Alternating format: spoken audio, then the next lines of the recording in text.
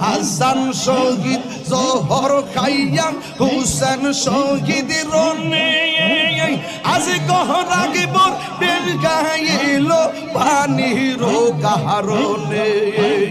হাসান শহীদ জহর খাইয়া হুসেন শহীদ রনে আগে বহরাজগর তিনি গাইল পানির কারণে জয়নালকে বন্দি করিল এজিদা শয়তান ও গুণের ভাই ভাই রে কারবালায় নিল তোমাকে মাশাআল্লাহ আমি তোমায় ভালোবাসি দিয়া